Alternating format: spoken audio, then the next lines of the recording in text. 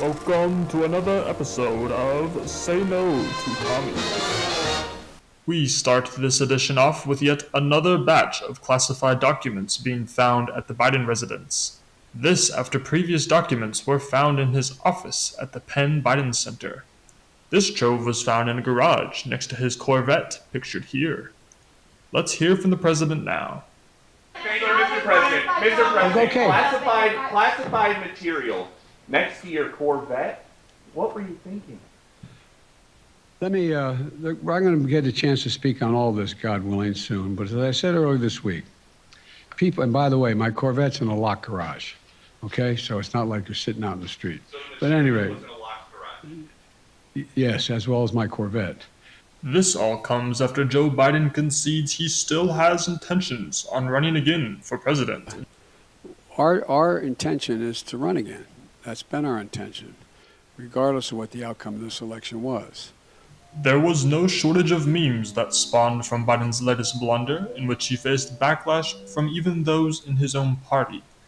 At this point, it is clear that the Democrat establishment does not want him to run again in 2024.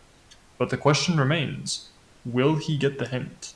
The former vice president also headed south this weekend to commemorate Martin Luther King Jr. Day, where he claimed he used to attend a black church as a practicing Catholic. And let's lay one thing to rest. I may be a practicing Catholic, but I used to go to 7:30 Mass every morning in high school and then in college before I went to the black church. Not a joke, Andy knows this. Immediately after saying that, however, the former vice president looked very confused on stage as the churchgoers joined together in worship. In other Biden news, son Hunter has asked the court to not give his last name to his 4-year-old daughter, whom the Bidens refused to acknowledge as part of their family. Hunter, of course, having conceived this baby with a former stripper. In the southern hemisphere, chaos and unrest continues in Brazil after the most recent presidential election has caused a firestorm of controversy throughout the country. Before and after President Lula was sworn into office, protests across the nation ensued, which the Conservative Party of Brazil claiming fraud. In return, the new government has opened an investigation into the actions of the conservatives. This is all after, of course, President Lula was let out of jail just a few years ago by the Supreme Court of Brazil while serving a prison sentence for corruption. The Biden administration has condemned the conservatives of Brazil, even with the suspicious release of Lula from prison. And with the U.S.'s extensive involvement in Latin American politics, it is not unreasonable to believe the U.S. is somehow involved.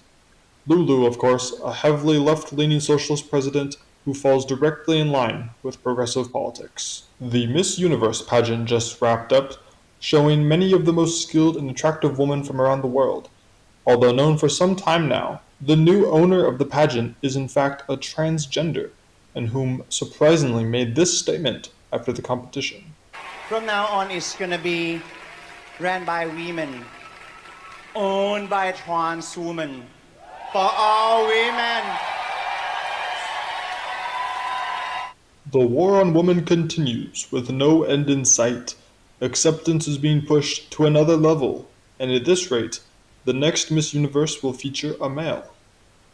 If you're liking this program, feel free to give us a like and subscribe so you don't miss the next one.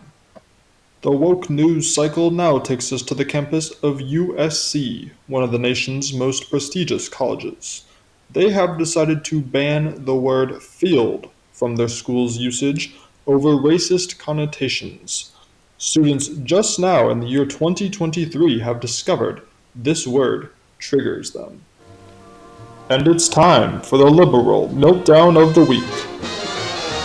Because they are transgender is a form of transphobia. However, I think there are different levels of transphobia. On a scale of 1 to 10, messing up someone's pronoun would be lower on the scale, while offenses closer to 10 would be deliberately using the wrong pronoun, or being Caitlyn Jenner. The war to confuse children will never end, as well as the war on the English language.